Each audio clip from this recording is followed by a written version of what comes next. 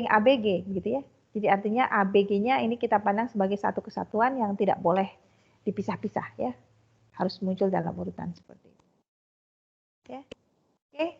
Nah, karena ABG-nya kita pandang sebagai suatu string yang apa namanya? Yang tak terpisah begitu ya, satu blok begitu. Ya maka tentu sebenarnya ini bisa ABCD sampai H ini sebetulnya bisa kita pandang menjadi 6 objek saja begitu ya. Jadi blok ABG, kemudian yang lainnya adalah huruf-huruf yang independen ya. C D E F H ya. Oke. Jadi dengan demikian sebenarnya di sini berarti kita melakukan permutasi dari 6 objek ini gitu ya. Berapa banyak permutasinya? Ya berarti tadi berapa? Ya 6 faktorial ya. Berarti kita akan bicara PNN begitu ya dalam hal ini ya, di mana n-nya sama dengan 6. Ya, jadi ini tidak lain dari P6. Oke, karena tadi sekali lagi A, B, G-nya kita anggap sebagai satu objek ya. Ada pertanyaan sampai di sini?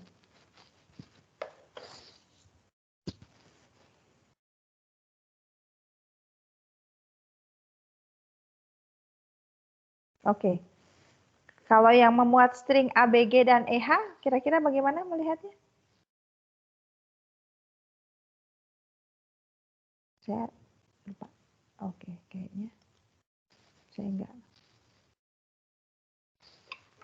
Bagaimana? Berarti di sini kita punya berapa objek? 1, 2, 3, 4, 5.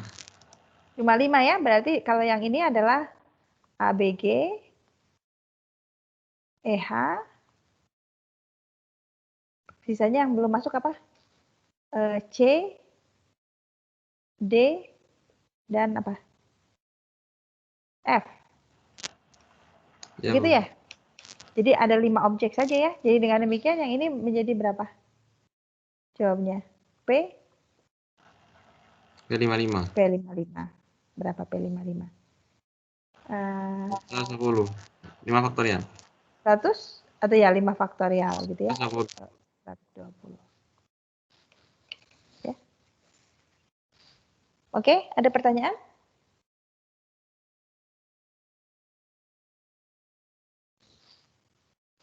Ya. Oke, jadi itu permutasi ya, di mana urutan penting, urutan kita perhatikan. Ya. Nah, sekarang bagaimana kalau kita mau memilih juga begitu, tapi di sini kita tidak peduli dengan urutan, ya. Jadi konteksnya seperti apa kira-kira misalnya, ya. Jadi di sini misalnya kita mau membentuk kepanitiaan begitu ya, yang anggotanya 3 mahasiswa, yang dipilih dari 4 mahasiswa. Di sini untuk kita tidak penting urutan siapa yang terpilih pertama kali atau kedua kali atau ketiga kalinya, nggak penting. Ya. Yang penting adalah siapa yang masuk jadi panitia, itu saja. Ya. Jadi dengan demikian di sini kita melakukan pemilihan di mana urutan tidak penting, justru tidak sama sekali tidak ingin kita perhatikan. Ya. Oke, ya ini contoh mudah begitu ya. Jadi kalau kita mau pilih 3 orang dari 4 orang, gitu ya, mau pilih 3 dari 4, gitu ya, itu tentu sama saja dengan kita mau pilih satu yang tidak akan diajak, begitu ya, atau satu yang tidak akan dipilih, betul?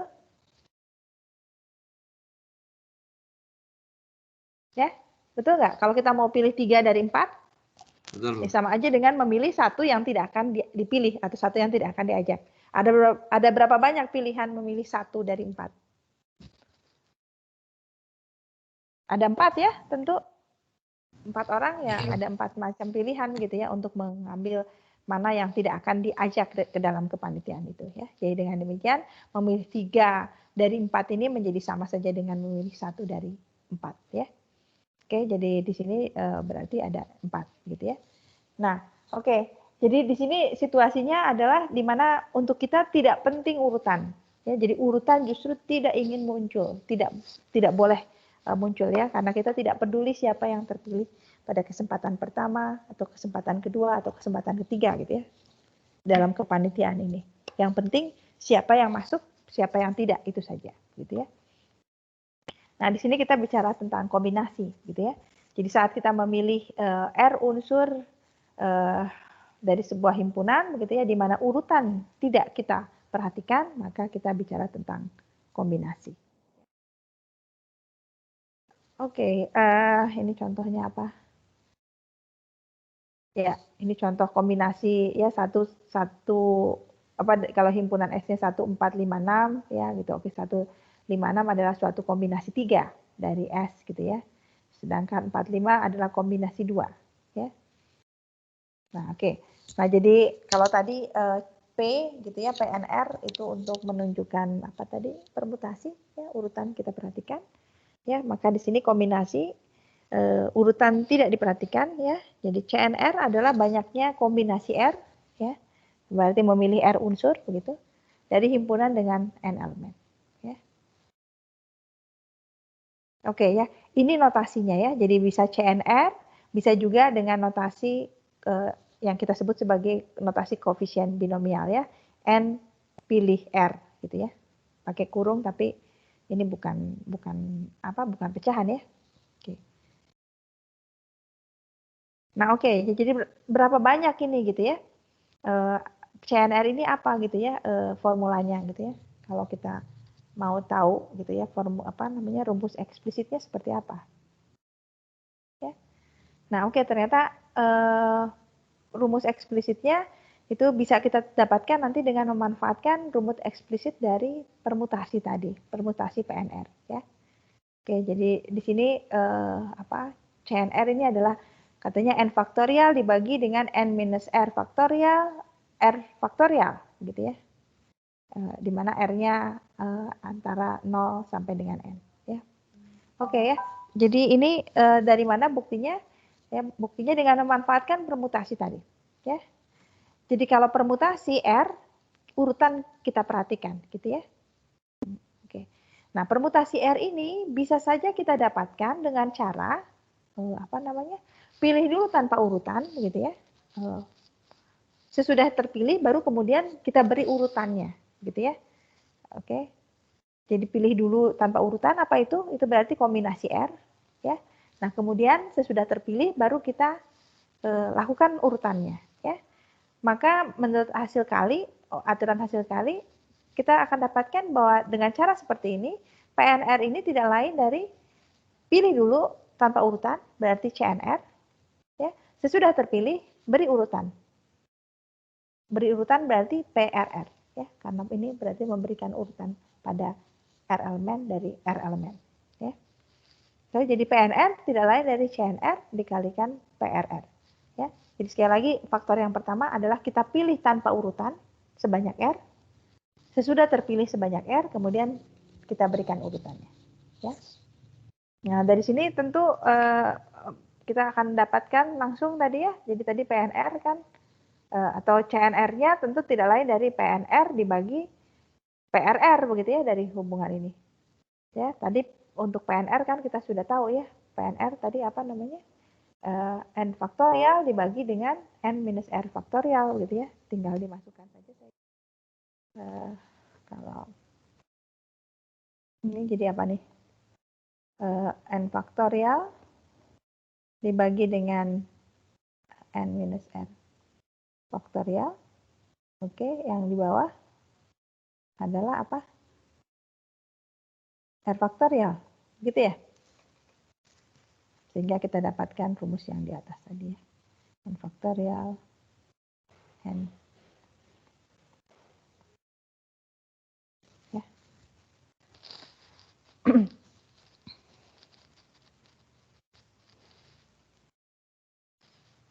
Ada pertanyaan sampai di sini? Ya. Jadi hubungan antara permutasi dan kombinasi. Ya. Oke, tadi yang permutasi yang lebih mudah didapatkan formula eksplisitnya karena langsung menerapkan aturan hasil kali gitu ya. Nah, untuk kombinasi ya kita tinggal guna itu hubungannya tadi ya bahwa permutasi itu bisa kita dapat dengan cara melakukan dulu kombinasi, kemudian diikuti dengan memberikan urutan. Ya. Nah, dari sini ya, dari formula ini bahwa CNR adalah N faktorial dibagi N minus R faktorial kita bisa dapatkan akibat ini ya. Bahwa CNR itu akan sama dengan CN N minus R, gitu ya. Oke. Jadi apa namanya? Ya buktinya tentu bisa menggunakan langsung apa namanya? Coba saya punya. Kok lupa di sini nggak bikin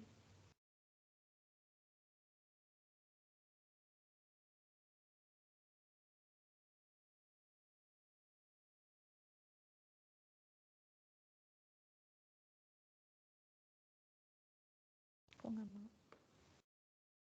and show.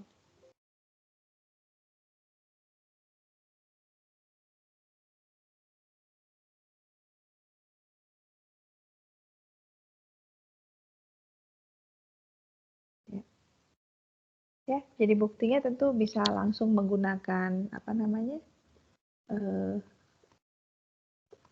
formula tadi apa ini n faktorial n minus r faktorial ya. Ini tentu bisa saja saya tuliskan sebagai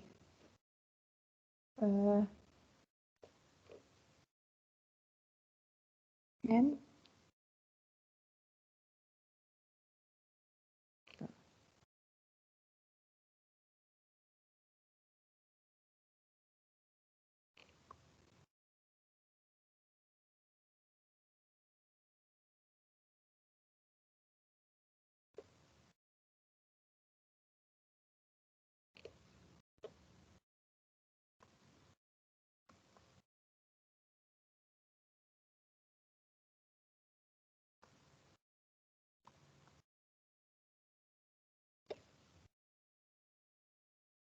betul itu?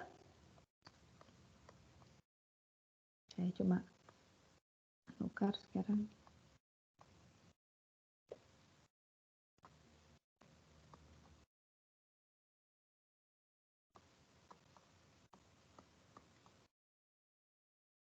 Betul nggak? Betul.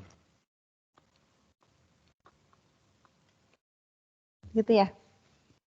Ya, jadi bisa dari sini tentu ya jadi CNR sama dengan CNR sama dengan CNN minus R gitu ya. Bisa dari sini menggunakan formulanya langsung, bisa juga dengan menggunakan ini ya apa namanya? Argumen bahwa memilih R dari N sama saja dengan memilih atau tadi ya membentuk suatu kepanitiaan dengan R anggota ya. Itu sama saja dengan menentukan siapa yang tidak akan diajak ke dalam kepanitiaan, begitu ya? Ya, jadi memilih R sama saja dengan memilih siapa yang tidak mau dipilih, begitu ya? Jadi kalau kalau yang mau dipilih sebanyak R, tentu yang tidak akan dipilih adalah sebanyak N kurang R, begitu ya?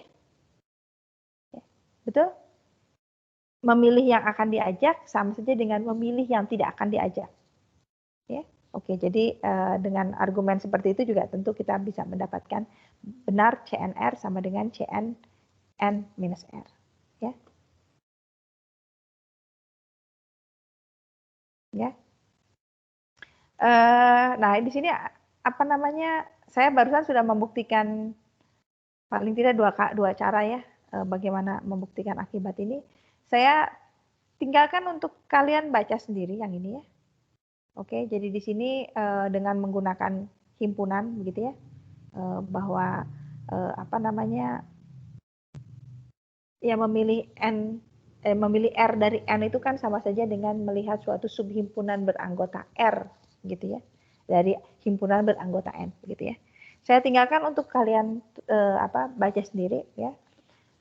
Tapi poinnya adalah apa? Ya, jadi seringkali dalam saat kita melakukan counting seperti ini atau pencacahan seperti ini, ya kita bisa menunjukkan dengan lebih dari satu macam cara begitu ya. Oke, jadi tadi sekali lagi ya, yang ini saya buktikan dengan rumus langsung begitu ya, nggak pakai argumen apa-apa, pokoknya pakai rumusnya saja, pakai argumen bisa yang saya sebutkan tadi gitu ya. Memilih R yang akan diajak sama dengan memilih N kurang R yang tidak akan diajak gitu ya. Atau bisa juga dengan menggunakan apa namanya bahasa subhimpunan atau bahasa himpunan ya. Jadi yang ini saya tinggalkan untuk kalian baca sendiri ya.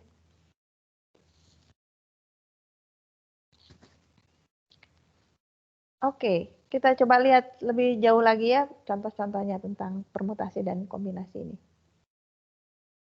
Oke, ada berapa banyak di sini string biner panjang N yang memuat tepat R buah angka 1. Berarti kita lagi bicara apa nih? Permutasi kah atau kombinasi kah? Sense-nya dulu. Apakah di sini urutan penting atau urutan tidak penting? Ya. Tidak penting, Bu. Tidak penting urutan. Tidak penting ya. Jadi karena yang kita mau lihat sebetulnya hanya adakah berapa banyak yang atau ya banyaknya saja gitu ya, bahwa ada sebanyak R1 yang nilai apa yang yang berupa angka 1 begitu ya. Tapi urutannya posisinya di mana tidak penting untuk kita ya. Jadi di sini berarti kita bicara tentang kombinasi gitu ya. Oke, jadi kombinasi R dari N ya. Oke, atau CNR. Ya, jadi ini saya kira di sini masalahnya yang pertama kali adalah kalian harus kemudian bisa memutuskan begitu ya, apakah kita mau pakai urutan atau enggak gitu ya. Apakah dalam konteks ini urutan penting atau enggak. Ya, kalau urutan penting ya berarti kita bicara permutasi, kalau urutan tidak penting atau justru malah tidak boleh kita perhatikan, kita bicara kombinasi gitu ya. Oke. Ini Bu Rino kasih beberapa contoh soal lagi ya. Ini string biner panjang 10 gitu ya. Kalau tepat memuat angka 1 berarti kita bicara apa?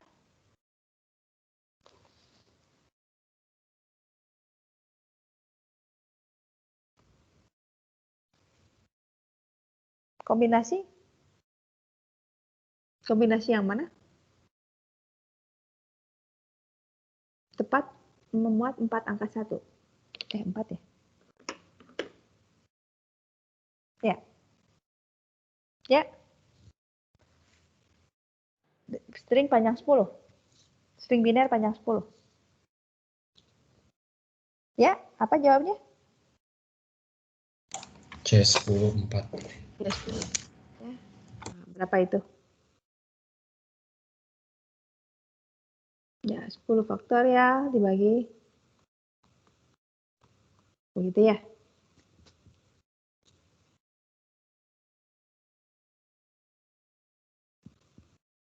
Oke. Kalau yang kedua ini apa tadi? Paling banyak 4 angka 1. Jadi berarti apa yang kita bicarakan?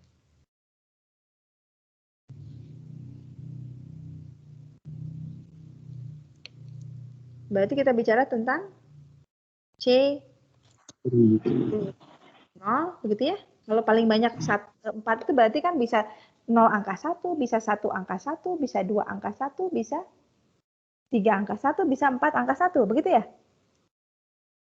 Berarti Iya, kita Bu. bisa C0 10, C10 0, C10 1, C10 2,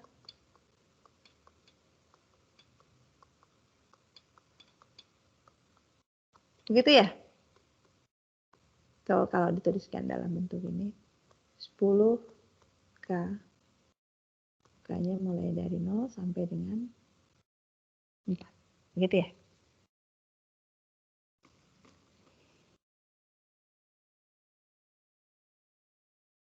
Betul? Setuju? Betul. Setuju. Oke. Kalau ini sekarang yang berikutnya paling sedikit 4 angka 1. Berarti kita bicara apa? 4, 5, 6, sampai dengan paling besar berapa? 10 ya?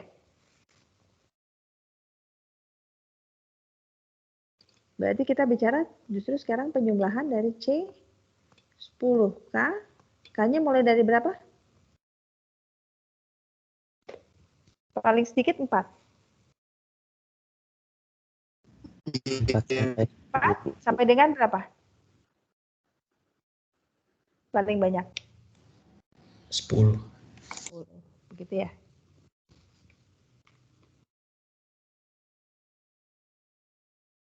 Kita belum bicara bagaimana menyederhanakan ini ya.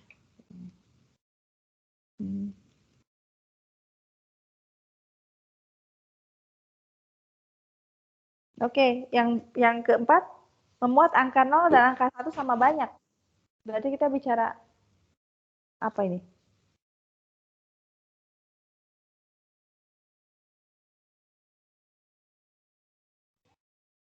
Angka satunya ada 5. Oke, berarti yang ini kita bicara tentang C 10/5 ya. Hanya itu ya situasinya. Ya, ini yang tadi ini sebenarnya di sini kita pakai aturan apa nih? Kita memanfaatkan aturan apa? Penjumlahan ya. Oke. Oke ya, jadi kalau persis sama banyak ya berarti kita bicara tentang satu pilihan saja, yaitu saat banyaknya 0 dan banyaknya 1 sama-sama 5 gitu ya. Oke, yang terakhir, memuat lebih banyak angka 0 dari 1.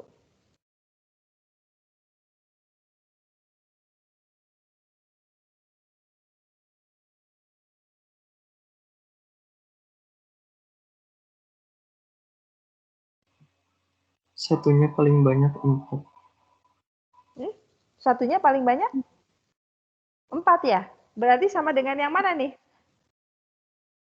Nomor 2. Sama Yang ya, ini nomor sama 2. dengan nomor 2 sebenarnya ya. Oke, jadi karena nggak ada masalah ya, apakah menyebutkan nolnya atau satunya. Salah. Berapa? 4. Berarti di sini saya bicara tentang apa nih? Lebih banyak angka 0. Ya, jadi berarti yang ini kan sama aja dengan melihat bahwa satunya berarti tidak boleh lebih dari 4 gitu ya. 5 masuk nggak? Enggak ya? Iya, masuk. Enggak, karena itu persis sama ya, padahal maunya lebih banyak ya, berarti angka satunya hanya boleh paling banyak 4 gitu ya. Sedangkan angka 0-nya paling sedikit 6. Begitu ya. Oke.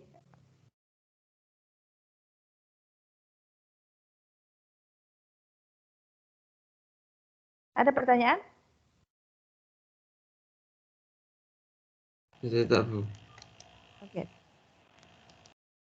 Nah, oke. Sekarang yang berikutnya ini ya.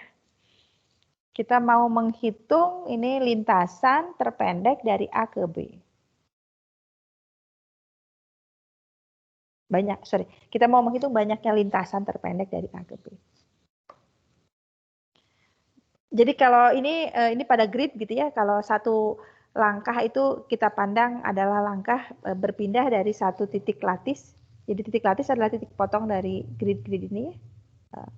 Pindah dari satu titik lattice ke titik lattice lainnya melalui jalur-jalur vertikal atau horizontal pada kisi-kisi ini ya, grid atau kisi-kisi ini. Oke, pertanyaan saya yang pertama, berapa langkah nih yang dibutuhkan pindah dari A ke B?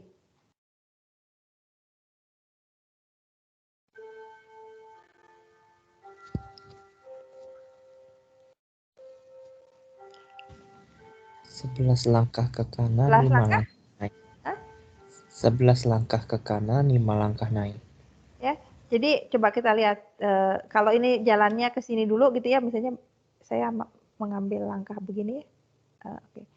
Ini kan kira-kira orientasinya B itu ada di atas dan di kanan A, betul? B Betul. itu adanya di kanan atau di kanan dan atas A, ya. Jadi dengan demikian kalau saya mau bergerak secepat mungkin ke B, langkah saya itu hanya boleh ke kanan atau ke atas gitu ya. Saya nggak boleh ke kiri atau ke bawah ya, betul?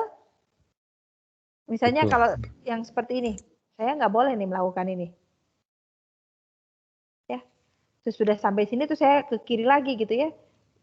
Atau misalnya dari sini kemudian saya turun lagi, nggak boleh ya.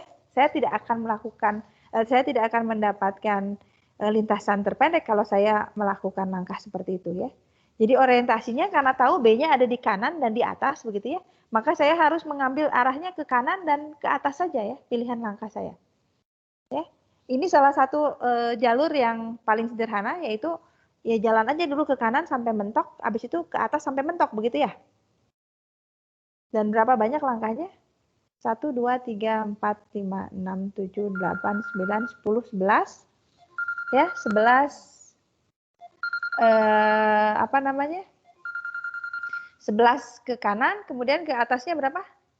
1, 2, 3, 4, 5. Ya, jadi totalnya berapa? 16 langkah. Ya, jadi untuk sampai ke B itu nggak mungkin kurang dari 16 langkah. Betul?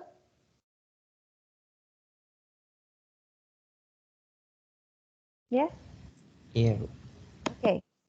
Nah, jadi dengan demikian lintasan terpendek dari A ke B itu panjangnya 16. Ya. Dari pilihan 16 ini gitu ya. Oke, dari 16 langkah ini ya. 11 diantaranya itu harus bergerak ke kanan. Betul? Saya bisa saja bikin jalur lain. Betul. Ya. Ini jalur yang lain dengan orientasi kanan dan ke atas ya. Ini juga saya kira tetap paling pendek ke ya 4 tambah 2 ya sama aja 4 tambah 2 6 6 tambah 2 10 10 tambah 2 12 12 tambah kok saya salah ngitung sih 1 2 3 4 itu ya 4 tambah 2 6 6 tambah 2 8 sorry 8 tambah 2 10 10 tambah kenapa saya kurang hitungnya saya salah ngitung 1 2 3 4 5 harusnya 16 ya ini kenapa kok saya di mana saya salah menjumlahkan Awal naik ke atas 1. Nah, yang naik ke atasnya, Bu. Di awal di A, naik dulu ke atas. oh ya kurang 1 ya betul ya oke ya jadi 1 tambah 4 tambah 2 tambah 2 tambah 2 tambah 5 gitu ya 16 juga ya jadi sepanjang orientasi kanan dan atas kita akan dapat panjang lintasan terpendek ya oke panjangnya adalah 16 ya dari 16 ini akan selalu ada 11 ke kanan ya dan 5 ke kiri ke atas begitu ya jadi dengan demikian berapa banyak pilihannya atau berapa banyak lintasan yang terpendek yang menghubungkan A dan B? Itu adalah 16. 16 atau sama saja dengan 16,5 ya. Oke. Jadi dari 16 itu pasti 11-nya harus ke kanan gitu ya. Sisanya berarti ya ke atas ya. Oke. Tidak menjadi masalah gitu ya. Urutan tidak penting ya, mau naik dulu baru ke kanan, mau ke kanan lagi. Nah, tidak penting gitu ya. Yang penting adalah bahwa dari 16 langkah ini 11 diantaranya harus diambil ke arah kanan. Ya, dan sisanya berarti harus diambil ke arah atas. Ya. Jadi inilah banyak lintasan terpendek dari A dan B. Ya, pada grid.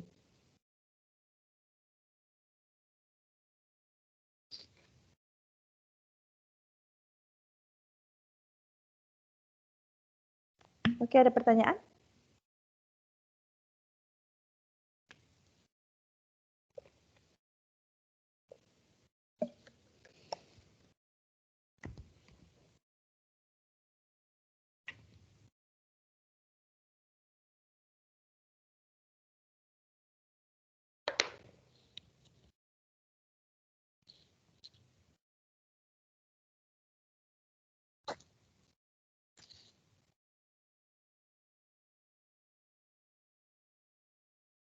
Oke, ini sekarang sudah lebih kompleks lagi. Ada berapa banyak cara untuk 8 pria dan 5 wanita berdiri dalam suatu barisan, sehingga tidak ada 2 wanita yang berdiri bersebelahan? Coba direnungkan sekali lagi.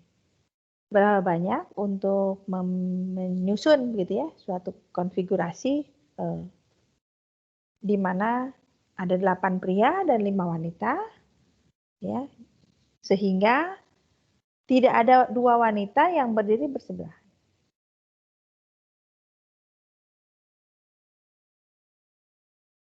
Ini kira-kira masalah permutasi atau masalah kombinasi? Hubungan kombinasi dan permutasi. Iya kah? Hubungan kombinasi sama permutasi kayaknya.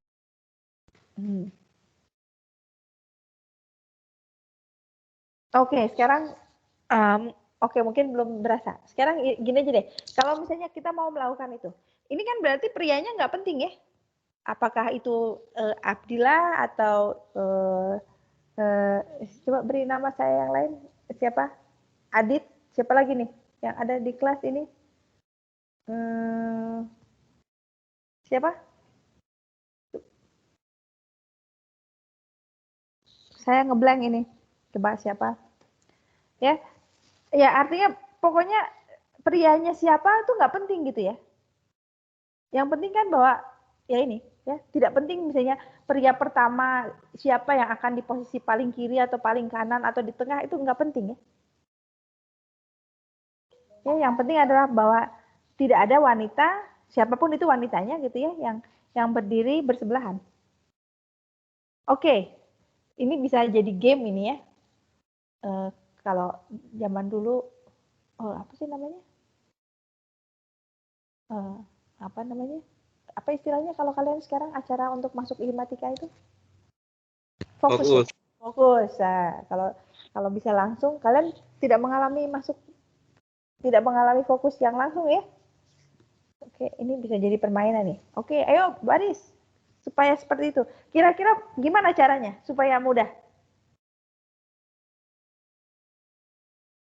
Apa yang akan kalian lakukan kalau misalnya harus diminta? Ayo baris, aturannya seperti itu. Kira-kira yang paling mudah gimana?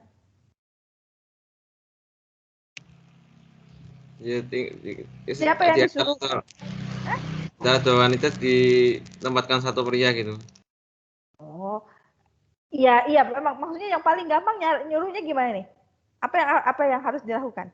Urutannya gimana nih? Kalau kalian diminta dalam waktu kurang dari 1 menit bikin urutan seperti itu, gimana caranya? Yang paling gampang? Selang-seling.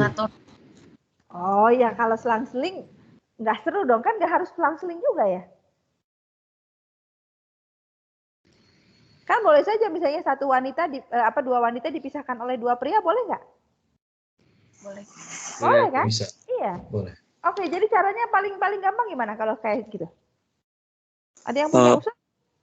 Bu, Ya. setiap pria buat tempat kosong itu bisa diisi satu wanita atau tidak diisi sama sekali. Nah, oke ya. Jadi caranya yang paling gampang adalah ini yang cowok tuh gimana sih ininya? Saya kasih ini aja deh. Saya lupa gimana sih simbol cowok? Oh, yang panah itu ya? Iya, Bu, yang Okay. panah. Udahlah, begini aja ya. Saya minta 8 pria ini untuk berjejer, tapi agak jauh gitu ya. Supaya tengahnya itu bisa diisi oleh satu orang, jangan rapat gitu ya. Saya akan minta 8 orang ini yang pria, saya kasih biru aja 4, 5, 6, 7, 8. Ini prianya. Mereka dulu baris. Nggak penting kan siapa yang pertama, siapa kedua. Pokoknya baris saja 8 orang ini berbaris, beri jarak yang cukup di antara mereka. Habis itu yang perempuan disuruh ngapain?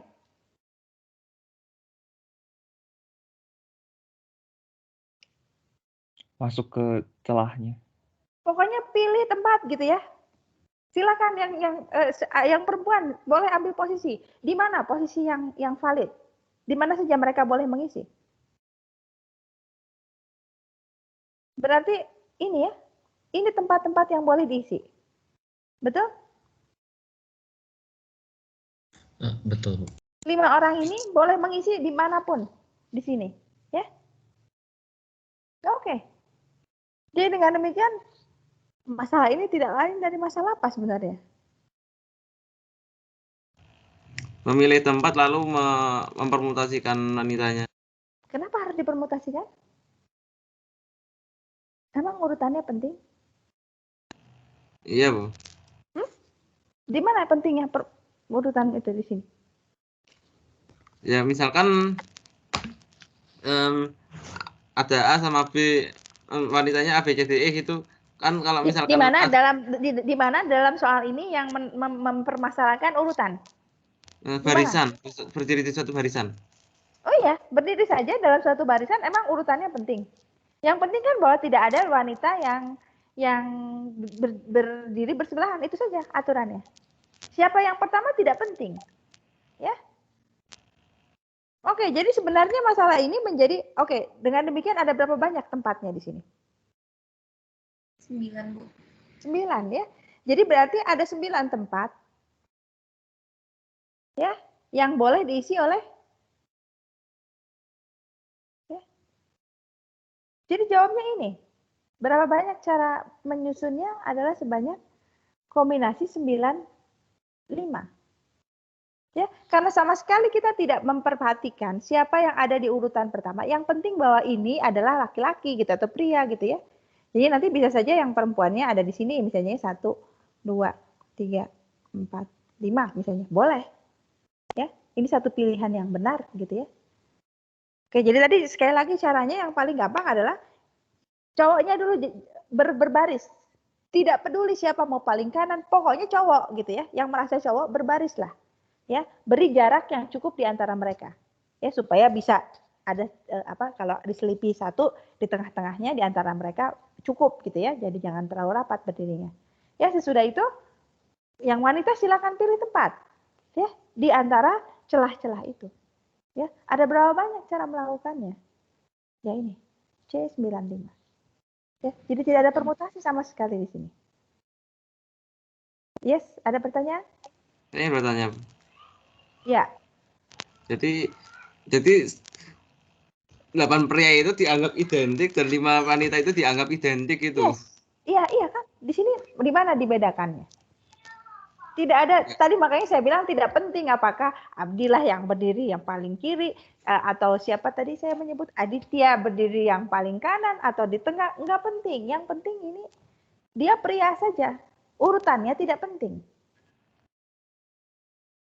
Oh, soalnya kalau pakai intuisi dunia nyata kan kalau beda orang ya beda gitu ya. Kalau pakai intuisi dunia nyata.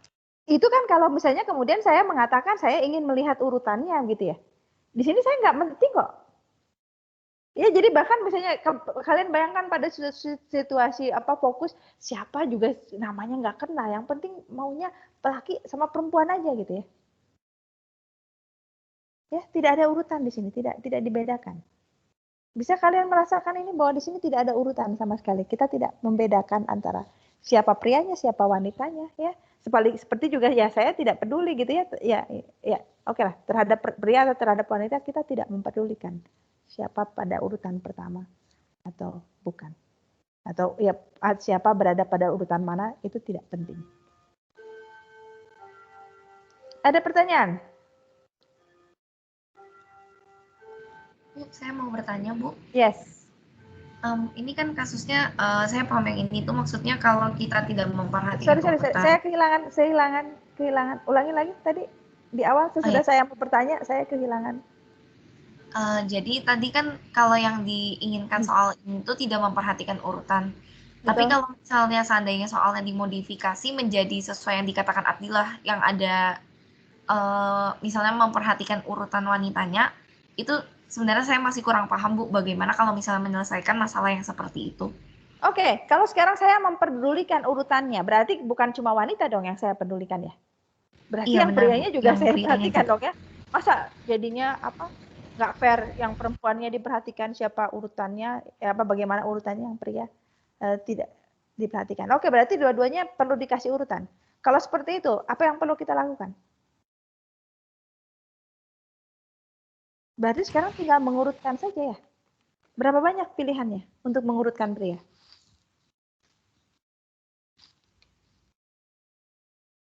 8 Berapa banyak? faktorial. 8 faktorial, jadi P 88. Untuk mengurutkan wanitanya? 5 faktorial. Ya, P55. Ya, jadi kalau memang urutan itu dipentingkan, ya kita harus kalikan dengan ini gitu ya. Tapi dalam soal ini sama sekali tidak ada informasi itu. Tidak ada permintaan bahwa kita perlu memperhatikan pria yang mana. Ya. Hanya ada dua macam saja, pria atau wanita ya. Tidak ada P1, P2 sampai P8, kita tidak mempedulikan itu. Tidak ada W1, W2 sampai W5 juga. Ya. Oke, baik Bu. Oke, poin saya barangkali yang lebih penting adalah di mana dalam informasi ini yang membuat kalian merasa bahwa urutan menjadi penting. Di mana? Di mana ada permintaan itu sehingga kalian menjadi mempermasalahkan urutannya. Ya, sebenarnya dulu saya kerjain soal kayak gini itu ya urutan diperhatikan gitu. Jadi misalkan orangnya beda ya dianggap beda gitu. Saya dulu pernah ngerjain soal yang kayak gini. Ya enggak. Ya itu tadi. Ya apa bedanya seperti tadi misalnya saya mau pilih 3 orang jadi panitia. Berarti kan untuk saya nggak penting siapa yang terpilih ya. Misalnya, ayo sebut, saya minta nama dong. Siapa? Abdillah, Aditya, siapa lagi? Beri saya nama. Beri nama saya di kelas ini, siapa? Oh, susah banget. Ya. Yahya, oke. Siapa lagi? Yang wanita, barusan siapa yang tanya? Saya Bu Gwinet. Gwinet, gitu ya. Jadi saya tadi punya berapa? Abdillah, Yahya, Aditya, Gwinet. Siapa lagi? Saya butuh satu nama lagi. Supaya jadi 5. Bima, Bu. 5, oke. 5 orang. Kemudian saya bilang saya mau pilih 3 orang untuk jadi pengurus kelas, ketua, sekretaris, bendahara. Berapa banyak tadi pilihannya? C53 tadi ya? Berapa tadi C53? Berapa? 5 faktorial dibagi 3 faktorial berarti 4 kali 5 dibagi 2. Berapa? 10. Ada 10 pilihan ya? Betul? Iya benar Bu. Dan itu apakah penting siapa yang terpilih? Apakah Bima, Adit, atau Gwenet? Penting nggak siapa namanya? Ya? Enggak ya, nggak penting ya. Yang penting saya butuh 3 orang aja, terserah siapa aja gitu. Begitu kan? Pokoknya ada 3 orang yang jadi ketua, jadi sekretaris, jadi bendahara. Dari 5 orang tadi. Ya. Nah, oke, jadi pengurus, sorry. Jadi pengurus. Nah, tapi kalau kemudian saya katakan, dari 3 orang ini, kemudian pilihlah satu menjadi ketuanya, pilihlah satu menjadi bendaharanya, pilihlah satu menjadi sekretaris, begitu ya. Maka sesudah saya memilih 3, saya akan memberikan urutan, karena nanti kemudian penting siapa yang jadi ketuanya, siapa yang jadi bendahara, siapa yang jadi sekretaris dari 3 orang itu. Bisa diterima? Memilih 3-nya nggak penting, tidak ada urutan. Tapi sesudah dipilih, misalnya, baru kemudian saya harus, oke, siapa yang mau jadi ketua? Ya, ada 3 pilihan. Siapa yang mau jadi bendahara? Gitu. Kalau ketuanya sudah terpilih ya, berarti 2 pilihan, gitu ya. Jadi sesudah itu urutan baru dibutuhkan, gitu ya. Oke, Jadi sekali lagi kalau kembali ke soal yang barusan, ya di sini sama sekali tidak ada informasi yang mengatakan siapanya itu penting gitu ya. Ya, jadi hanya membedakan mana wanita, mana pria saja. Itu yang. Ya. Oke, ada pertanyaan lain?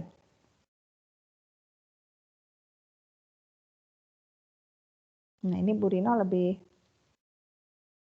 apa namanya?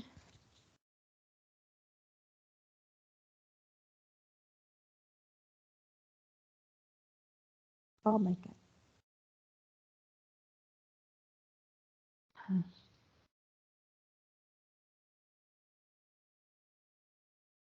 Lupa saya. Tadi saya menyelipkan. Oke, baiklah nanti.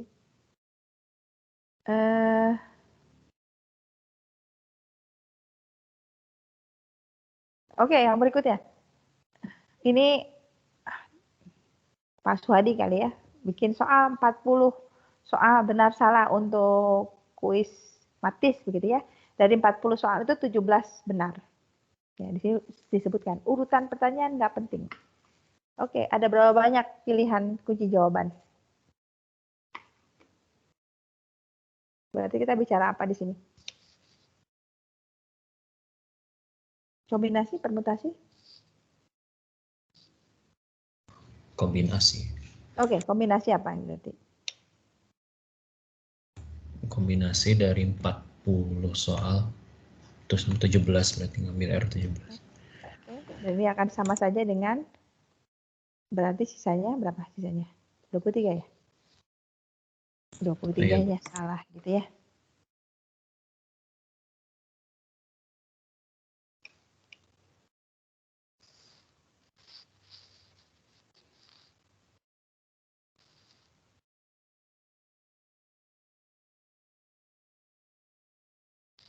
Hari ini Bobcat tidak ikut dulu karena saya mau mengejar materinya. Oke, kita lihat sekarang koefisien binomial dan identitas ya.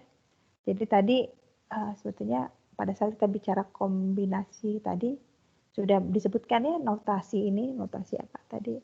Notasi ini adalah disebutnya koefisien binomial gitu ya. Oke, kita lihat penamaan itu muncul dari mana. Oke ya.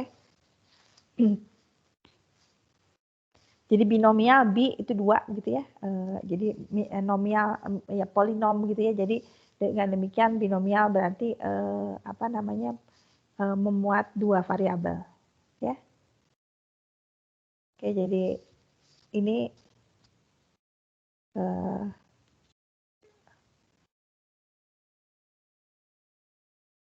contohnya di sini kita punya misalnya X plus Y, jadi ada 2 variabel, kemudian kita pangkatkan 3 begitu ya, kita akan punya polinom dalam 2 variabel. Ya.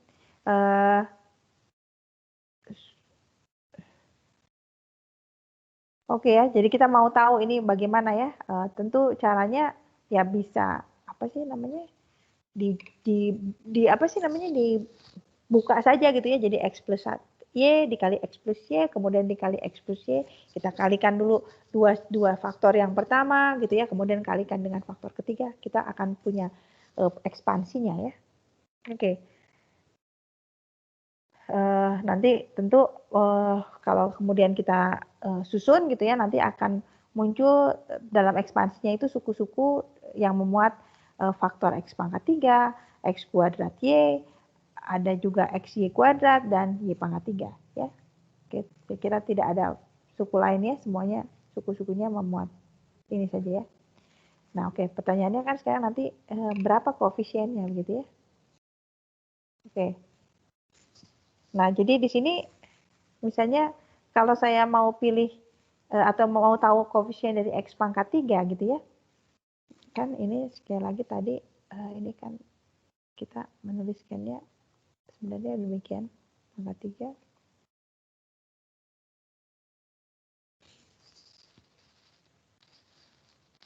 Ya, jadi kalau kemudian kita mau cari tahu X pangkat 3 ini berapa koefisiennya, ya itu kan sama saja nanya ini munculnya dari mana ini ya. Berarti pada saat kita mengalihkan ini, gitu ya. Ini berarti pada faktor yang pertama kita memilih suku X gitu ya. Dari faktor kedua kita juga memilih suku X ya. Dari faktor ketiga juga kita memilih suku X ya. Itu ya.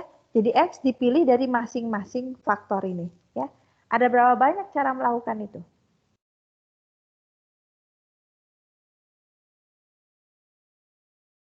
Satu ya. Karena berarti dari sini pilih ini, kemudian dan pilih ini, dan pilih ini. Ya, berarti hanya akan ada satu macam saja. Ya. Jadi dengan demikian, nanti X pangkat 3-nya hanya akan punya koefisien 1 ya, karena dia hanya muncul sekali saja, yaitu pada saat kita pilih ini, dan pilih ini, dan pilih ini. Ya. Sementara sekarang kalau X kuadrat Y, nah, oke. X kuadrat Y ini datangnya dari mana? Berarti dari 3 ini, 2 diantaranya harus kita pilih X-nya, begitu ya? Dan satunya pilih Y-nya ya, untuk mendapatkan bentuk X kuadrat Y. Setuju?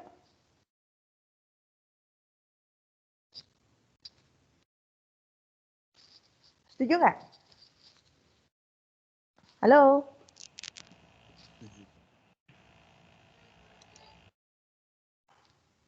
Kalian masih bisa dengar saya? Masih Bu. Ya, setuju tadi yang saya katakan. Untuk mencari tahu X kuadrat Y, berarti X-nya harus diambil 2 dari 3 ini. Iya Bu. Ya, ada berapa banyak pilihannya? X-nya kan bisa saja muncul dari sini, dan dari sini, atau dari sini, dan dari sini, atau dari sini, dan dari sini, begitu ya? Kalau harus mengambil 2. Ya, berarti di sini akan ada 3 pilihan begitu ya untuk mendapatkan X kuadrat Y gitu ya, karena ada 3 pilihan mengambil 2X dan 1Y, atau ya mengambil 2X dan 1Y itu ada 3 pilihan ya. Oke, akibatnya koefisien untuk X kuadrat Y adalah kombinasi 32 ya. Oke. Nah, jadi dengan demikian kita lihat di sini bahwa pada saat kita bicara tentang binomial begitu ya, ternyata koefisiennya itu mengakibatkan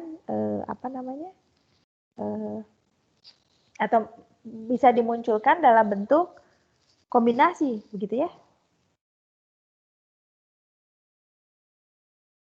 Ya, ini Bu Rino masih menjelaskan lebih jauh lagi, lebih lebih banyak lagi contohnya gitu ya. Kalau XY kuadrat ya berarti kan ini harus memilih 1X dan 2Y begitu ya. Ya itu sama saja dengan mengambil, ya kalau X-nya sudah tertentu, Y-nya tentu sisanya begitu ya. Berarti ada sebanyak kombinasi 31 gitu ya.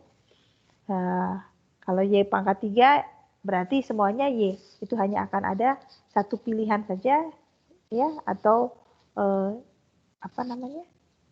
kombinasi 3-3 gitu ya, mengambil 3 dari 3 hanya ada satu pilihan ya, sama seperti tadi kita mengambil X pangkat 3 ya, memilih 3 dari 3 ya.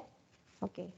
Nah, jadi dengan demikian dari sini ya, jadi selain kita bisa mengalihkan secara langsung seperti ini, kita sebenarnya bisa tahu koefisiennya ya dengan cara melakukan argumentasi tadi ya. Jadi sekali lagi untuk mendapatkan X sama saja X pangkat 3, berarti kita harus pilih X dari ketiga ini ya, berarti kombinasi 3 1. Sorry. Kombinasi ini? Kombinasi, kalau orientasi kita selalu terhadap X gitu ya, kombinasi 3-3. Kalau yang ini berarti kita harus pilih 2 dari 3. Kombinasi 3-2 ya. Yang ini X-nya harus dipilih 1 saja. Kombinasi 3-1. Yang terakhir X-nya malah tidak boleh dipilih sama sekali. Berarti dari 3 kita akan pilih 0X. Ya. Oke. Jadi koefisiennya bisa ditentukan dengan menggunakan tadi ya, kombinasi ini. Oke, akibatnya itu sebabnya kombinasi ini disebut sebagai koefisien binomial.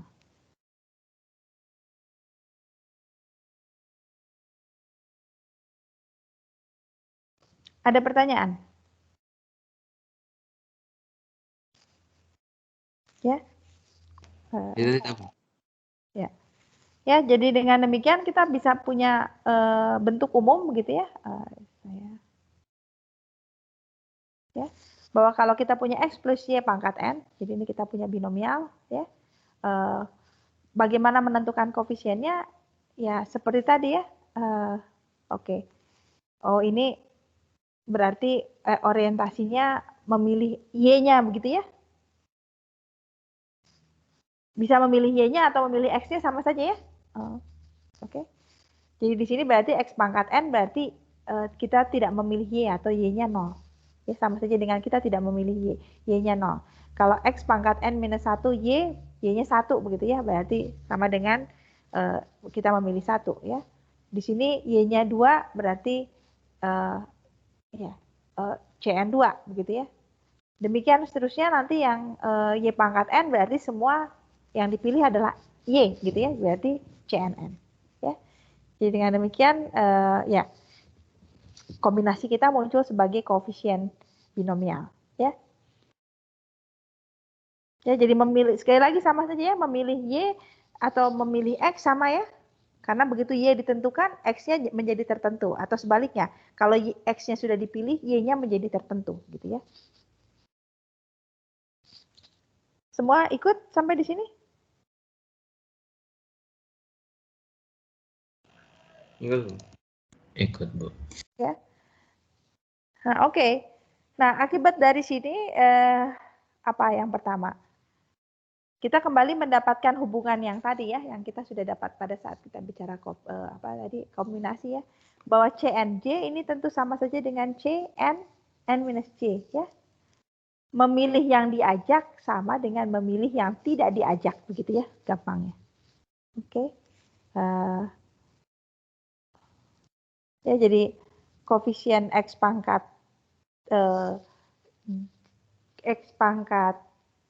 J, Y pangkat N minus J itu akan sama dengan koefisien X pangkat N minus J, Y pangkat J, gitu ya. Oke, dalam bahasa binomialnya. Ya.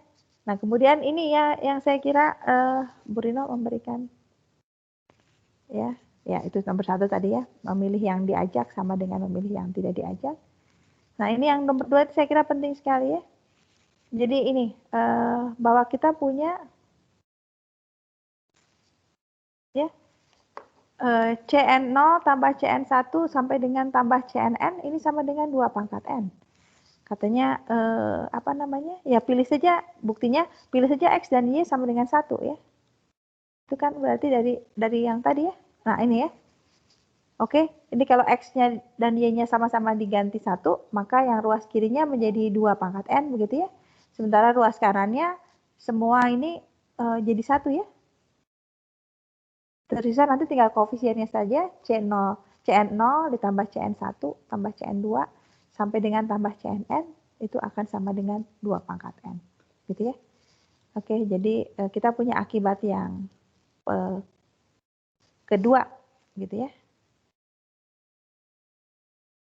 Nah, kalau akibat yang ketiga ini jadi kalau X-nya dipilih 1 dan Y-nya dipilih 0, min 1, terbalik. X-nya dipilih min 1, Y-nya dipilih 1. Ya, tentu kalian boleh balikkan. Ya. Maka nanti yang ruas kirinya tadi jadi 0, X plus Y-nya jadi 0, pangkat N tetap 0. Nah, ruas kanannya apa? Maka nanti koefisiennya akan berganti-ganti tanda saja gitu ya, tergantung dari pangkat X-nya ya, yang ini ya yang akan berpengaruh tentu yang pangkat minus 1 ini ya, minus 1 pangkatnya. Ya, kita dapat hubungan yang ketiga. Ya,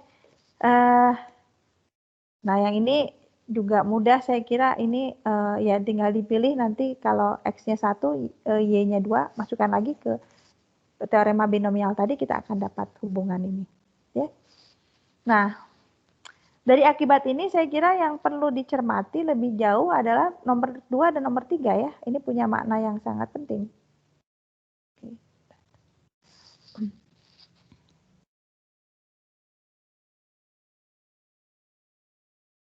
Ya, Apa maknanya? Cn0 ini kan memilih 0 dari apa sih namanya? Dari n begitu ya? Oke, atau bagaimana? Jadi Cn0 itu sebenarnya sama dengan banyaknya subhimpunan beranggota 0 dari n. Betul nggak? Atau ini secara umum? Ya, ini adalah banyaknya subhimpunan beranggota J dari himpunan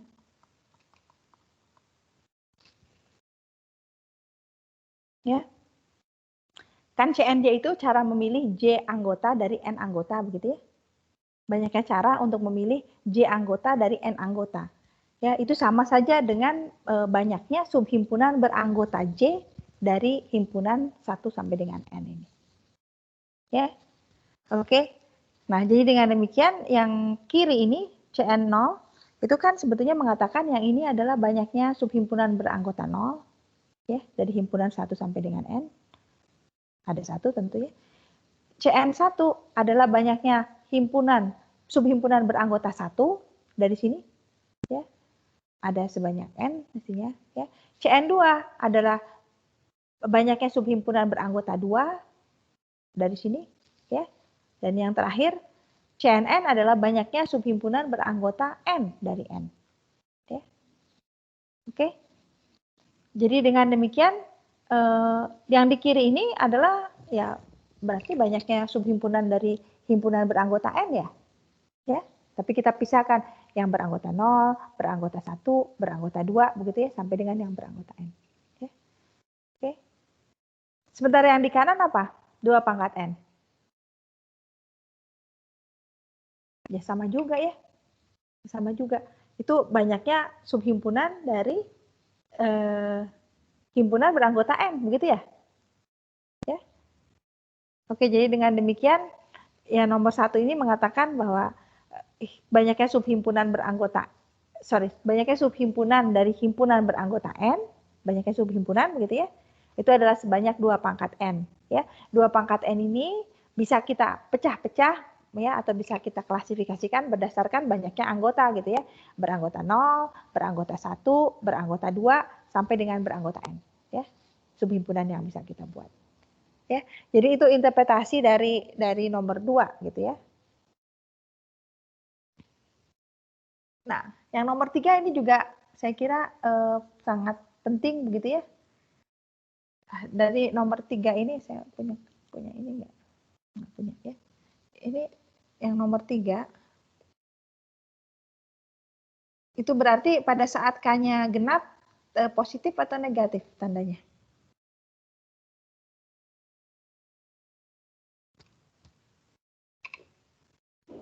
Hanya genap positif, hanya ganjil negatif. Oke ya. Jadi di sini ternyata tandanya berubah kalau genap positif, kalau ganjil negatif begitu ya. Oke. Nah, kalau sekarang saya pisahkan ini ya. Ini kan sama saja dengan begini ya. C, N, K. Tadi yang genap kan positif ya. Kemudian yang ganjil saya pindahin ke kiri. Boleh? Kan tadi dari sini yang ganjil negatif, yang genap positif gitu ya. Saya pisahkan yang negatif semua, saya pindahkan ke ruas kanan. Ya, karena asalnya 0 kan saya akan punya ini ya. Apa maknanya berarti?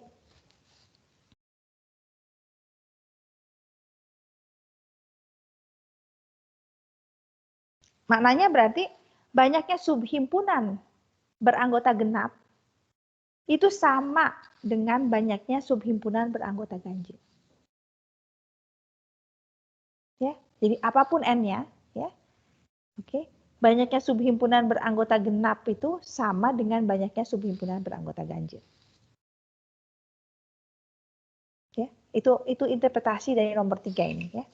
Ini tadi dapatnya sih hanya menggunakan teorema binomial ya, dengan memilih X dan Y yang pas gitu ya, kita dapat persamaan ini ya. Tetapi punya makna yang lebih gitu ya, nomor 2 dan 3 itu punya makna yang lebih, yaitu itu tadi ya. Jadi apa namanya? Yang tadi bahwa jumlah dari atau banyaknya himpunan bagian dari suatu himpunan beranggota N ya, 2 pangkat N itu bisa dinyatakan sebagai penjumlahan dari yang beranggota 0, beranggota 1, beranggota 2 sampai dengan yang beranggota N gitu ya. Itu tadi interpretasi nomor 2. Nomor 3, ya, interpretasinya apa? Bahwa banyaknya subhimpunan beranggota genap itu ternyata sama dengan banyaknya subhimpunan beranggota ganjil. Ya, kalian boleh coba lah, misalnya yang kecil saja, misalnya N sama dengan 4, lihat. Ada berapa banyak yang beranggota genap, ada berapa banyak yang beranggota ganjil, itu pasti akan sama banyak gitu ya. Dan itu bukan kebetulan ya, karena memang harus demikian. Oke, ada pertanyaan sampai di sini?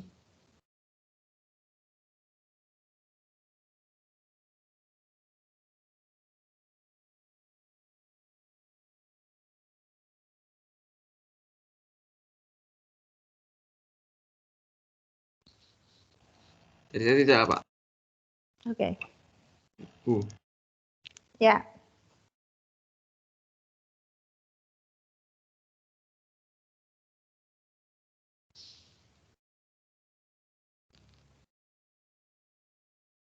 Duh, ini saya lupa.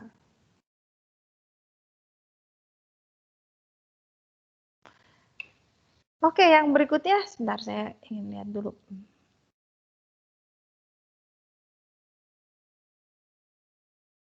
Oke, saya kira saya masih punya waktu.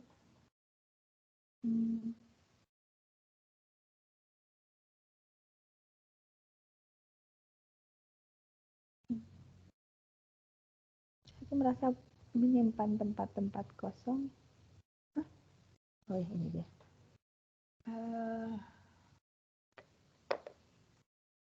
Kalau begitu.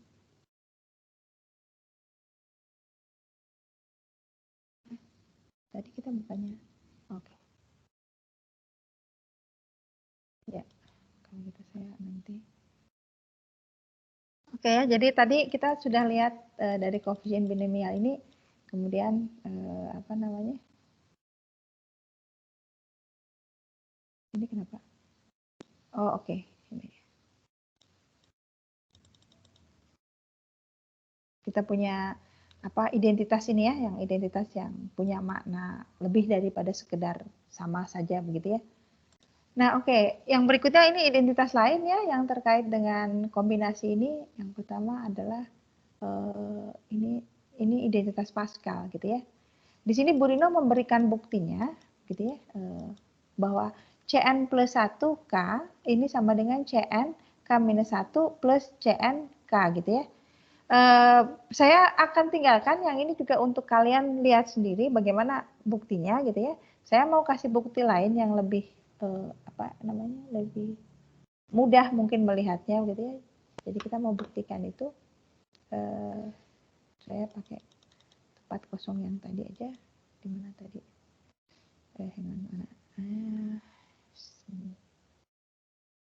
Gimana caranya tadi supaya saya bisa lihat semua?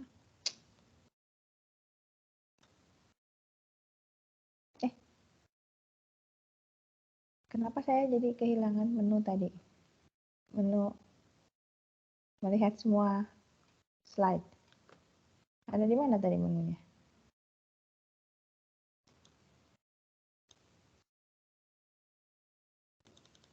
Saya mundur. Tempat yang kosong tadi di mana?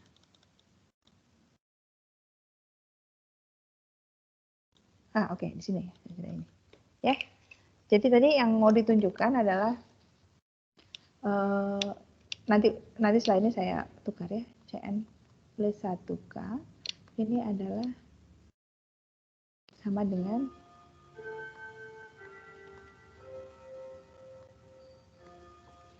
Cn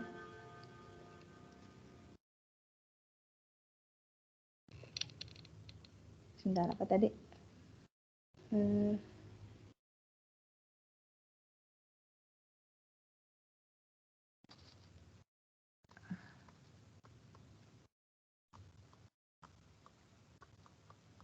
Salah. Ini. Coba betul nggak saya? Ini dulu. CN plus 1 yang ini sebentar.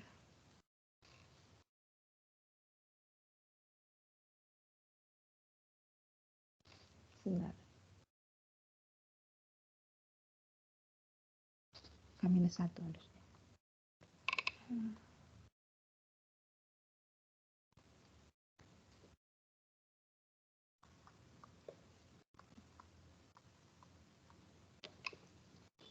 Oke, betul nggak? Di mana sih tadi menu untuk saya melihat semua slide? Kenapa jadi hilang?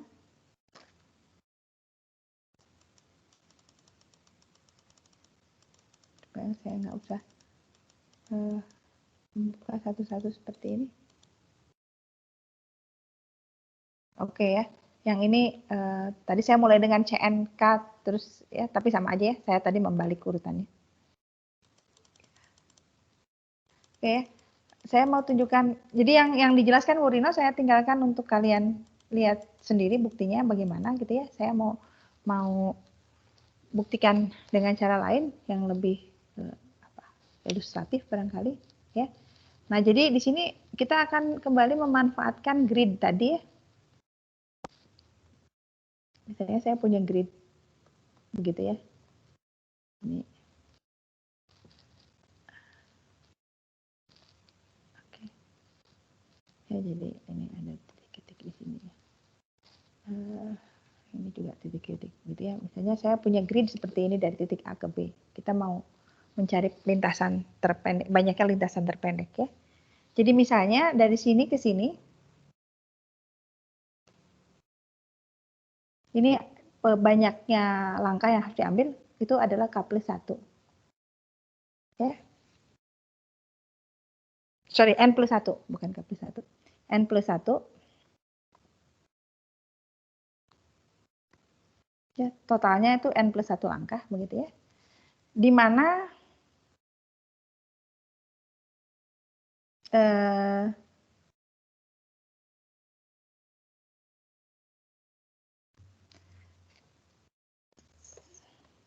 mau ganti warnanya merah. Ya, di mana K diantaranya, gitu ya. Ini harus langkah ke atas. Ya, tadi kan kita lihat orientasinya kan atas kanan, gitu ya. Jadi panjang lintasan dari A ke B itu adalah N+1 langkah, begitu ya. Di mana K diantaranya itu harus diambil ke atas. Ya. Oke, tadi berapa banyak lintasan untuk lintasan terpendek dari A ke B? Tadi kita sudah lakukan tadi di contoh ini. Berapa banyak lintasan yang dibutuhkan dari A ke B? 16. Hah? Di sini, dalam kasus ini?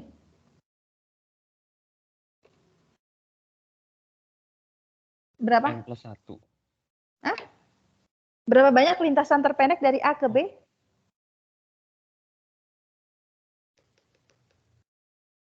Berapa? Lintasan terpendeknya sendiri panjangnya N+1. Ada berapa banyak lintasan terpendek dari A ke B? Kombinasi dari kombinasi untuk memilih K dari N+1. Oke. Jadi ini ya, yang kiri ya. Betul? Banyaknya lintasan terpendek dari A ke B adalah CN+1K. Setuju semua? Ini kan serupa seperti contoh tadi ya. Panjang lintasannya 16. Dari 16 itu berapa tadi? 5 harus ke atas gitu ya. Gitu ya yang tadi. Ini kenapa putus?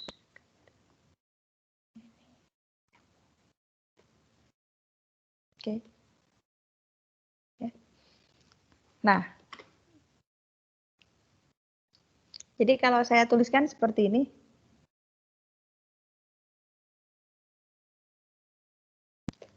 Ya, lintasan terpendek dari A ke B ya harus melalui tepat salah satu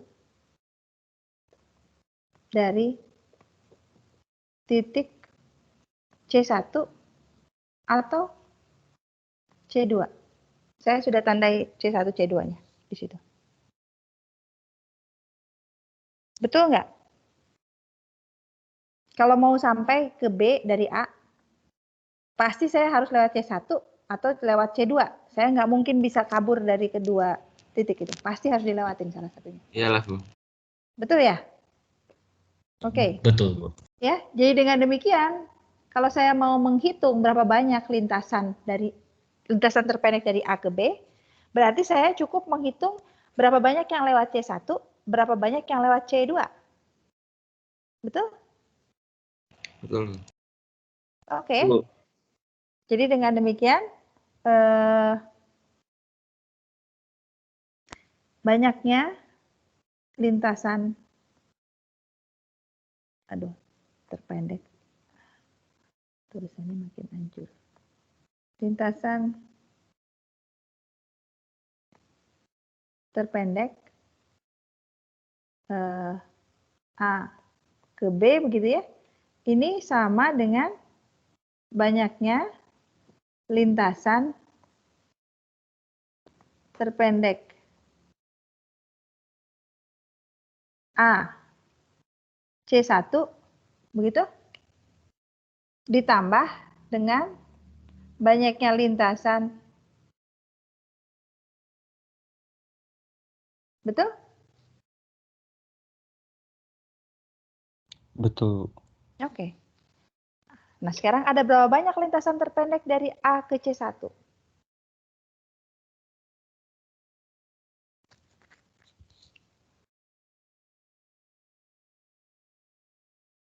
Kombinasi N dan kombinasi memilih K dari N pilihan, Bu.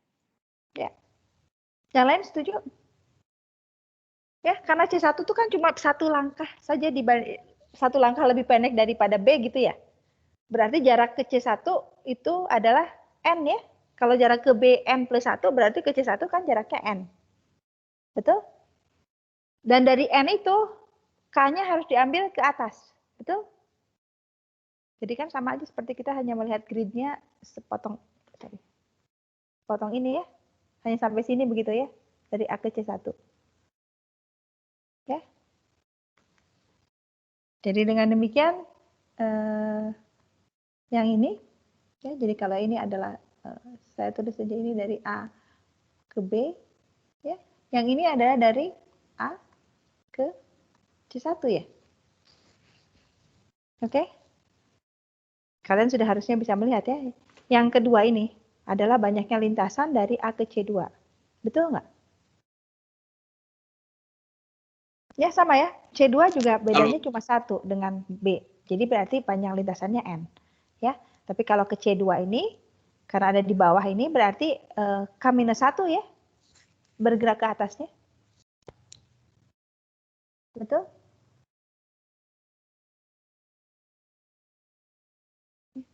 Oke, jadi dengan demikian kita baru saja membuktikan kesamaan Pascal ini, atau identitas Pascal ini. Ya. Oke, jadi ada tentu yang Bu Rino tuliskan di situ ya, dengan menggunakan, apa sih namanya, dengan menggunakan notasi himpunan ya, subhimpunan begitu ya. Tapi saya di sini memberikan bukti lain gitu ya, yaitu dengan menggunakan grid ini ya, karena ya satu hal lebih ilustratif begitu ya. Hal yang kedua yang juga sama pentingnya adalah kalian sekarang sudah ketemu beberapa kasus di mana untuk mencacah sesuatu himpunan kita bisa punya cara yang berbeda untuk melakukannya ya, dan semuanya tentu bisa valid gitu ya. Jadi istilahnya double counting gitu ya. Jadi artinya menghitung sesuatu itu bisa dengan banyak cara sebenarnya ya, kalau mau. Jadi untuk membuktikan kebenaran ini bisa dengan banyak cara. Ya. Ya, jadi ini tadi adalah bukti lain dari ini ya, Pascal ini. Ya, jadi di sini Bu Rino pakai subhimpunan, silakan kalian baca sendiri. Nah, kemudian identitas van der Monde ini saya kira ya nggak bisa pakai grid. Ini ya, jadi di sini Cn plus N R, jadi memilih R dari N plus N, dari M plus N, itu sama dengan menjumlahkan ini ya, memilih R minus K dari M, dan memilih K dari N. Ya, saya kira jadi buktinya dengan melihat ini ya,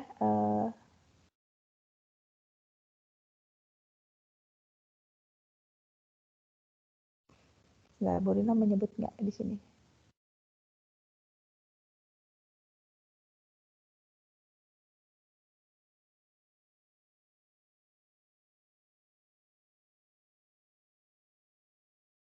Ya.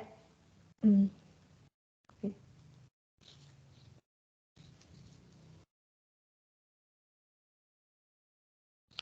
Jadi bisa dibayangkan begini ya, bayangkan kita punya dua himpunan gitu ya, himpunan A anggotanya M elemen, himpunan B anggotanya N elemen, ya. Atau bisa juga kalau mau lebih mudah membayangkannya, jadi kita punya dua kelompok. Kelompok pertama isinya pria dengan ada M orang di situ gitu ya. Kelompok kedua isinya wanita dengan ada N orang. Ya, jadi ada M pria, ada M wanita. Ya. Nah, kemudian kita mau pilih panitia sebanyak R gitu ya. Jadi mau membentuk suatu panitia terdiri dari R orang, ya, dan dipilih dari M pria dan N wanita, gitu ya. Terus pertanyaannya, ada berapa banyak cara melakukannya, gitu ya. Nah, tentu caranya adalah ya berarti secara total kan ada M plus N orang yang bisa dipilih begitu ya, M pria dan N wanita, gitu ya. Jadi dari M plus N ini kemudian ya kita pilih saja R gitu ya. Berarti kombinasi C, M, N, R ya. Oke. Nah, cara seperti itu sama tentu dengan kalau kita melakukan dulu pemilihannya di dalam masing-masing kelompok dulu gitu ya. Oke, jadi pilih dulu yang prianya, habis itu pilih wanitanya gitu ya. Oke. Maka kalau di prianya, atau saya balik ya, pilih dulu wanitanya, kemudian pilih prianya gitu ya. Jadi kalau sama aja ya, ini bolak-balik. Kalau saya pilih dulu wanitanya, ya sebanyak K begitu ya. Jadi wanita dulu dipilih sebanyak K, berarti sisanya R kurang K-nya ya harus diambil dari yang pria begitu ya. Ya, oke. Nah, jadi ini bagaimana K-nya? Ya K-nya tentu bisa mulai dari 0 ya, jadi tidak ada wanita yang dipilih, bisa 1, bisa 2, terus begitu ya sampai dengan berapa paling banyak wanita yang bisa dipilih. Ya bisa saja sebanyak R begitu ya, karena bisa saja nanti yang terpilih ternyata wanita semua begitu ya. Jadi di sini pemilihan wanitanya bisa sebanyak CNK, di mana K-nya bergerak dari 0 sampai R. Ya. Nanti prianya gimana? Yang ngikutin aja sisanya gitu ya. Sesudah terpilih wanita sebanyak K, ya prianya berarti R kurang K gitu ya, yang akan diambil. Ya. Oke. Jadi bisa kalian melihat ini bahwa ini jadinya sama ya. Jadi memilih secara total, digabung dulu dua himpunan ini, berarti menghasilkan himpunan baru dengan M plus N anggota. Sesudah bergabung, pilih R, ya. Itu akan sama dengan cara pilih dulu di masing-masing himpunan. Ya, pilih dulu wanitanya, habis itu pilih prianya, gitu ya. Sama saja ya. Kedua cara ini akan menghasilkan pemilihan sebanyak R yang sama persis, gitu ya. Oke. Nah, jadi karena kedua cara ini menghasilkan himpunan-himpunan yang sama ya, maka kita punya kesamaan ini. Ya. Jadi ini Van der Morde. Saya lebih untuk saya pribadi, saya biasanya senang melihat itu lebih real gitu ya. Oke, anggap aja yang dua kelompok wanita pria begitu ya untuk melihatnya. Oke. Ada pertanyaan sampai di sini?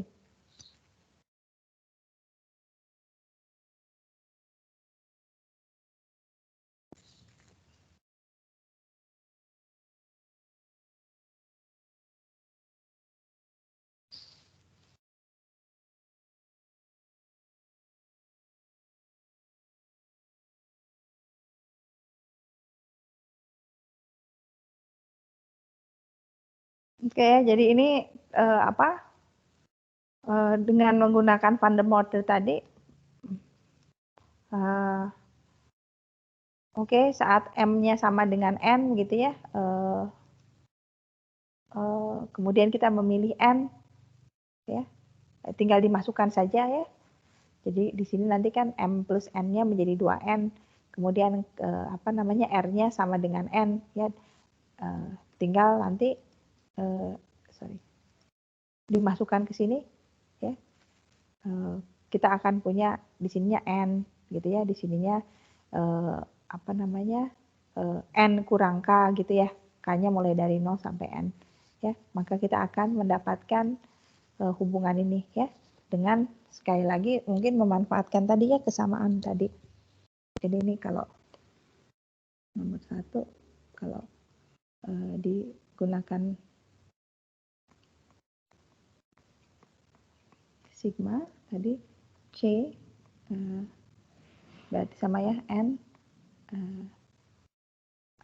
N kurang K gitu ya, kemudian C N K, K-nya dimulai dari 0 sampai dengan N ya. Ini saya memasukkan ke identitas Van der Morde tadi ya.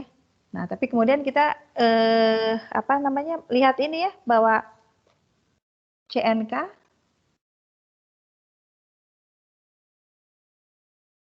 ini akan sama saja dengan C N minus K begitu ya. Ini sama ya, memilih yang terpilih atau memilih yang diajak sama dengan memilih yang tidak diajak begitu kan. Oke, sehingga pada akhirnya ini tentu sama saja dengan maunya apa. Oke. C N K kuadrat gitu ya, karena ini sama. Oke. Ya, kita punya ruas kanan.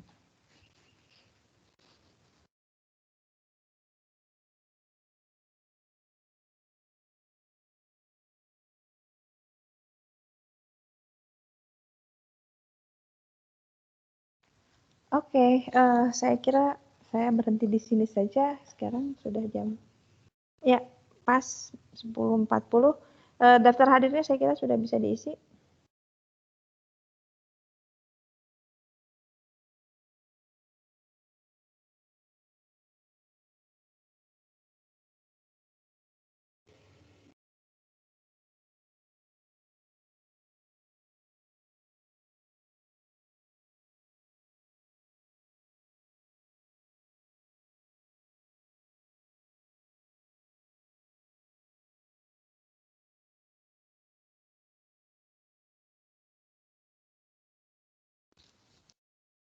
Oke. Oke. Ini untuk hari Rabu saya kira ya. Tinggal sedikit lagi.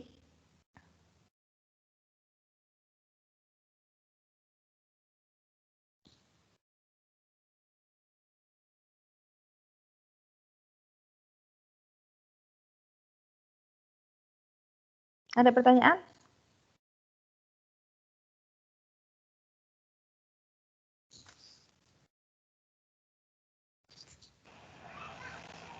Oke, kalau nggak ada,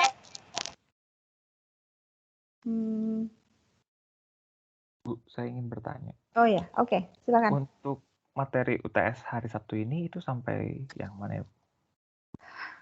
Sampai yang hari ini aja. Oh, oke. Ya, jadi 6-5-nya nggak usah. Ya. Oke, jadi sampai permutasi dan kombinasi ya. Nanti permutasi dan kombinasi yang di perumumnya kita bahas hari Rabu, tapi kita tidak akan masukkan ke dalam. Ya, jadi itu karena di slide saya itu baru sadar juga apa namanya di apa?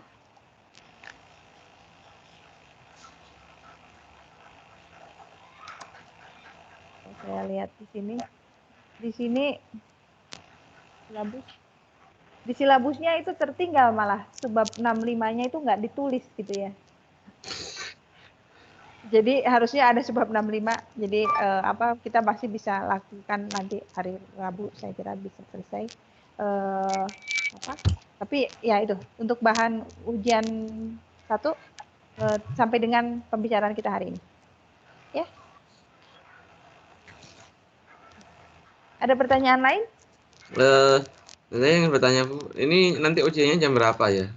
Besok Sabtu. Ya, saya baru dapat satu. Saya belum tanya dari Pak Suhadi ya, apa namanya? Saya sudah apa namanya noted itu mau ya.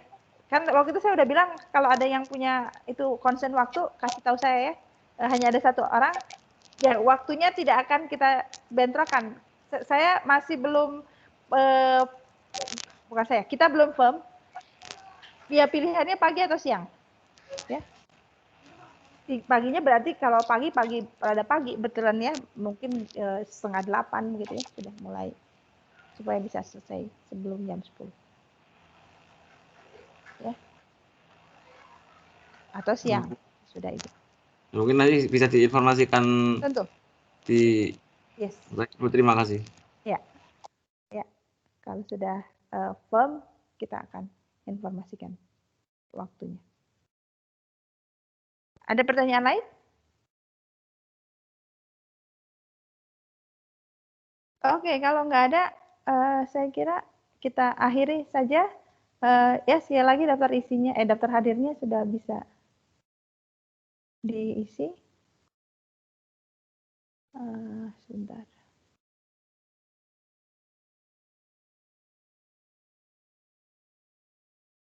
Kok saya ini aneh sih tampaknya. Kok penampakannya aneh? Saya kehilangan. Oh, oke.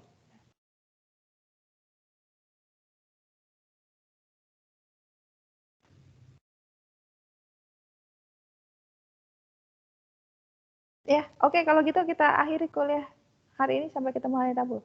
Selamat siang semua. Siang Bu, makasih Bu. Terima kasih Bu. Oke. Terima kasih Bu. Sama-sama. Terima kasih Bu.